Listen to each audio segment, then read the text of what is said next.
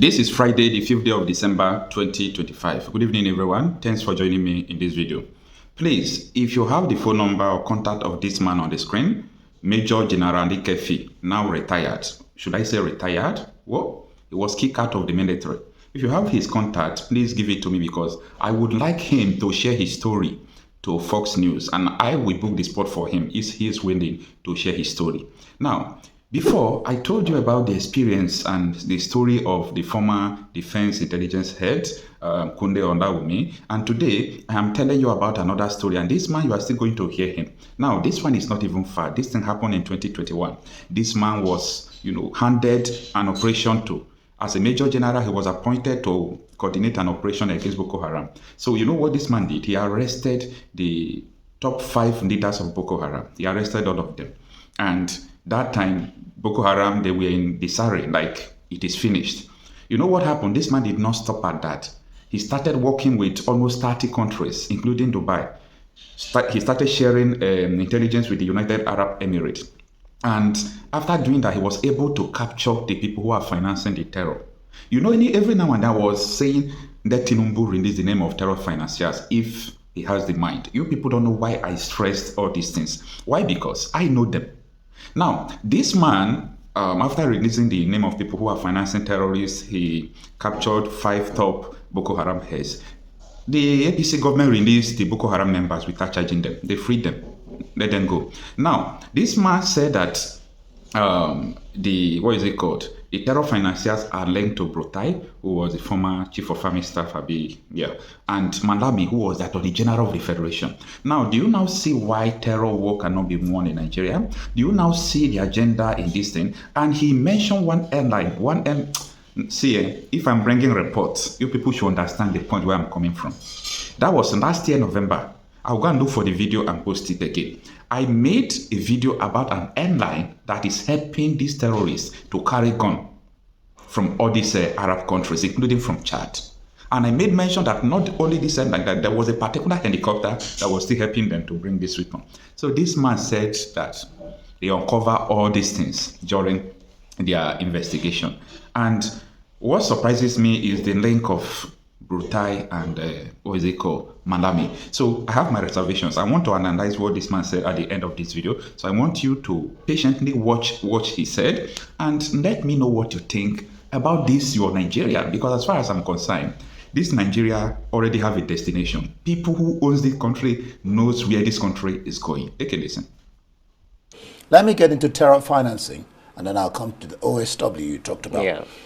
For you, successive administrations have paid lip service to unmasking prominent Nigerians allegedly financing terror and oil theft. Why do you hold this view? Allegedly so. And do you know, one would ask whether you know them. If true, what do you think is responsible for the past administration's attitude, regarding this so-called financiers of terror? Okay, thank you very much again for this brilliant question.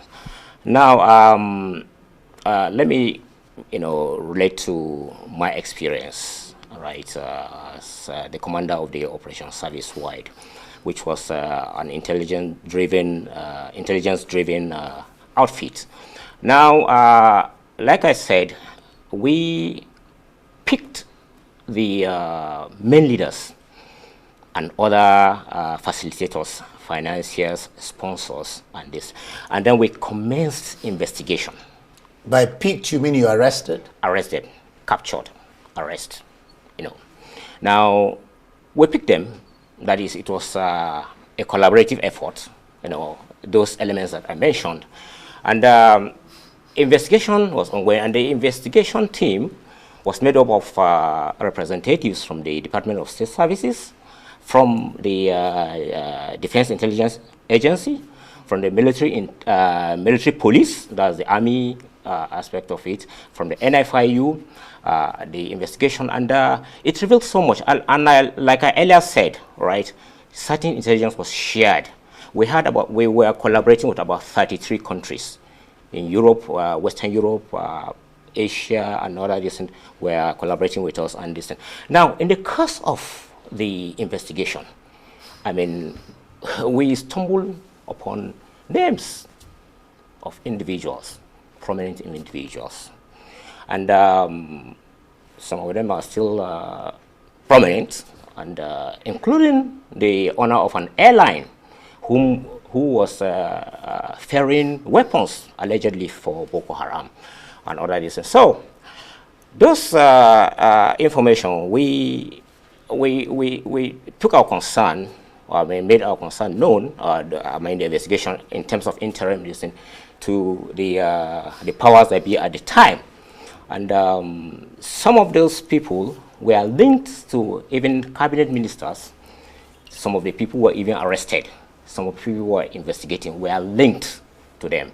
Were linked to senior military retired now of generals and the rest, linked to many prominent distinct. And in the course of our investigation, I mean, we now, let me just add also, we had 3 representatives from the Attorney Generals of the Federation Office, that's Minister of Justice, that were with us to guide us while we were making the case, so that because ultimately the Office of the Attorney General was to prosecute those you arrest. Right. Now, but as the thing progressed, I mean, we started noticing some kind of how should I put it? We noticed some kind of hesitation. I mean, things started coming up like, okay, some of these people, I mean, it would be difficult to pin terrorism financing on them, perhaps money laundering. I mean, look, then you started getting some calls that some people, you know, prominent that you should release, so person is not this and that, something. This. As the commander, I made my concern known to the president, late President Muhammad Buhari. I made it when I said, so this, and I recall on one occasion, he stood up, very angry. He said, General, I appointed you as the commander of Operation Service Wide. You report to me and to me alone. That was his exact words to me. Then General Muhammad Buhari, a great man. I mean, of course, he had his shortcomings. I was very angry when the whole thing happened, and I mean, he didn't even raise a finger to this thing. But I later came to realize, you know, that perhaps he was misled. You say Tahiru devised a strategy, the late Chief of Army Staff, yes, to end terrorism in the north. Fill us in on this strategy. Is it being implemented now? I don't know whether that strategy is implemented. Before delving into that, let me just say that the military and other security agencies are doing fantastic work. They're doing their best. They have challenges. Perhaps I'll come to that later. I mean, they listen, but they are doing their best, and they have a lot of challenges. Now, the strategy is nothing fantastic to say. I mean, it was just sincerity. Now, we had the OSW, which was on, right? It's set up in 2020. You actually headed the OSW, yes. And the mandate was to dismantle the terrorism financing network Absolutely. in order to fight against terrorism and insurgency. Will it be correct to say that you could not achieve that mandate? No, we achieved. Or that you failed? No, we achieved. Because we achieved to an extent. Because we arrested the leadership of the Boko Haram, just like I said, the leader. I don't want to mention his name because I'm not too sure, but I understand, I heard from the grapevine that he was released along with the 5 key guys. And that leader of Boko Haram, just like I said, the United Arab Emirates shared that intelligence with us. I know, with all this. And he was the one who even recruited the 6 individuals. They were jailed, 2 for life, 1 for 30 years, 1 for 20 years, another one for 10 years, and another one for 5 years, the 6 of them. He was the recruiter of this thing. And yet, right, that man I learned, he and the 5 other guys who had this thing were released. I don't know for what reason. I don't know what reason. They were never prosecuted, not to the best of my knowledge. I don't know whether they were this, but they were never prosecuted. So, you see, those were kind of the fear, if I may use that term or word, the fear that one has over what has happened right now in terms of the arrest of those leadership. We hope that the thing we see will come to fruition. Yes. You had written to the president concerning your arrest, detention, and compulsory retirement over what an investigation task force you headed unearthed. Tell us more about that. Yeah, like I was arrested on the 18th of October 2021 and detained for 64 days under terrible condition, stripped of all my dignity.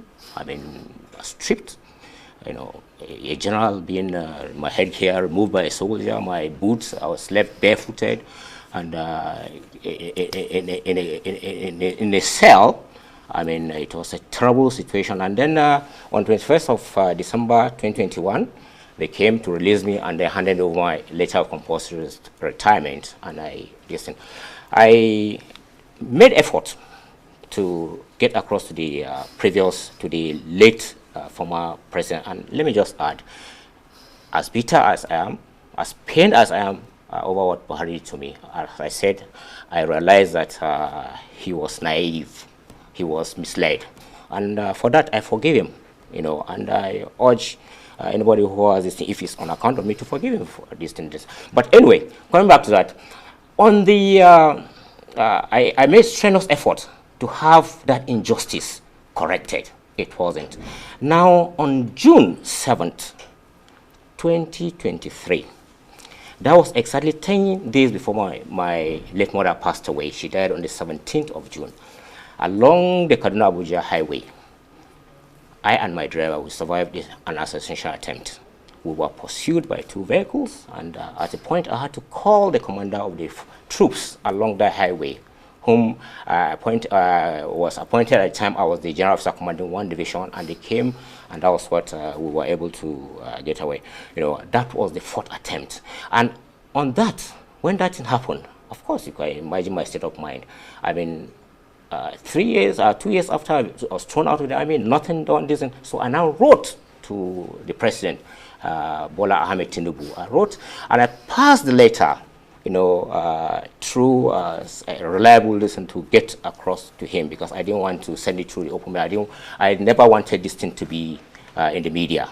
So that was, it was signed on the 21st of June 2023. Nothing was done. 6 months later, if you recall, January 2024, last year, that was when the news first broke, this day, and then you invited me to arise, and I came and listened. Then, I'm afraid my time is up. We didn't have time to talk about the presidency institute, yes. BOI, which again you heard it was convened here, like you said, by the NSA, uncovering 295 oil tankers that convert petrol with major oil smugglers identified. Glad you are watching up to this point. This man was kicked out of the military. He was maltreated. Do you know his crime? He was trying to fight insecurity. He was trying to release the name of terror financiers. That was the reason why a whole major general was kicked out. He was, you know, brutalized. So if I, Okochapi myself, is coming out to tell you people that this terror network, this terrorism will not end in Nigeria. Nigerian government don't have the solution. They don't have all this. If I'm telling you, people will think that, oh, it seems this guy hates Nigeria. Or no, I don't talk about what I hear. I talk about what I know. Do you understand? I talk about what I know. Now, the situation here is very dangerous. So I made a statement. I said, if Tinubu released the name of terror financiers, like people who are financing this terror, 2027 election will be empty, because almost everybody who will also campaign for 2027 are terror financiers. Do you get me? The people you are still going to campaign, the people you are still going to vote for, they are still financing terror. So how do you want it to end if not for international intervention? I see a lot of people, anytime they talk, they say, oh, now foreigners, they sponsor terrorism in Nigeria. I laugh. How can someone come into your house and started robbing you on a daily basis systematically without the concept of somebody's consent of somebody who owns the house and has the key? So you people should understand the terrain and the dangerous time Nigeria is right now. Now, the question is, how can it be? How can these people sponsor terror against their people? They are not sponsoring it against their people, or they are sponsoring it for a purpose. The purpose is to implement Sharia in Nigeria. I don't know how many times I'm going to tell you this. Now, on my next video, probably, maybe, I'm going to tell you the investigation of Sahara Reporters. Sahara Reporters released 21 names, okay? And don't joke with these names. The names of terror financiers again. Guess what? The 21 names, 20 were all these Islamic extremists from northern Nigeria. It's only one name from Rwanda. Only one, another terrorist from Rwanda. Others are from northern Nigeria, all these extremists. Why are they doing all these things? They are doing all these things because they want Nigeria to follow that Sharia. When are you going to wake up? When are you going to wake up? Now, do you understand in 2021, when Nnamdi Kanu was growing stronger? See, pay attention to what I'm saying. I'm talking really that official.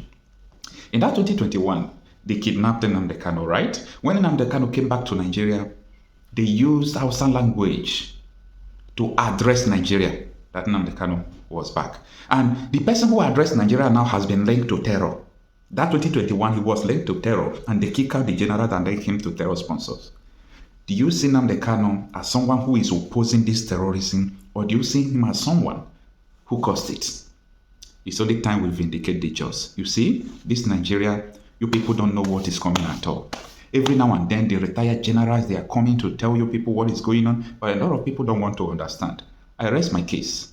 See you on my next video. Please kindly share this video. Let people see this video. Let people see what is going on. Except, I don't know, I was thrown out of the army 2021. So I don't know. When you say you were thrown out, what do you mean? I was compulsory retired. Right. You know, I mean, there was an operation which I led, the Operation Service-Wide, the counterterrorism, you know, to arrest those terrorism financiers, if you recall. Right. It was all over celebrated by even the former president, the former Attorney General and Minister of Defense. When they came out and said we arrested, we picked the terrorism financiers, sponsors, all that.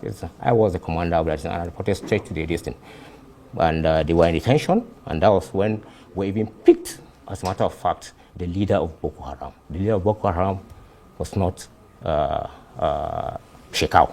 Shekau, you know, was died. a spokesman, more or less, at the time. Yes, the poster boy, so to speak. But the real leader, we captured him. And incidentally, or ironically, he's not even a Nigerian, but he claimed he's been in Nigeria for some time, but he's not a Nigerian. So, anyway, we arrested those guys, and they were in detention. We were collaborating with so many countries, about 3 countries, a key Western country, the United Arab Emirates, and we got a lot of intelligence from them. We picked those people. Some were picked from the battlefield, from the front line. Some were even outside the country. We picked them, and they were in detention. And then waiting for them to be prosecuted. Then in September, October 2nd or thereabout, next thing I was invited, said for interview at the military police headquarters.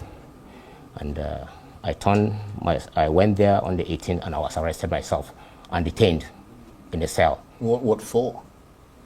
I don't know. I was 10 initially.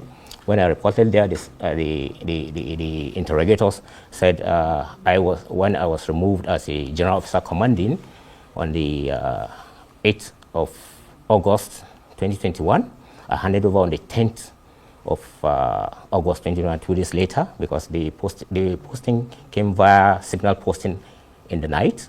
I became aware of it the following day. That was on the 9th. So on the 10th, I handed over and left and continued with the Operation Service-Wide, that one that I reported to the design. The Operation Service-Wide was a multi-agency and military, organizations that were distant. And, the DSS was there, the NFI was there, the NIA was there, the DIA was there, and other distant. And I was the head of that organization. And I reported straight to the president.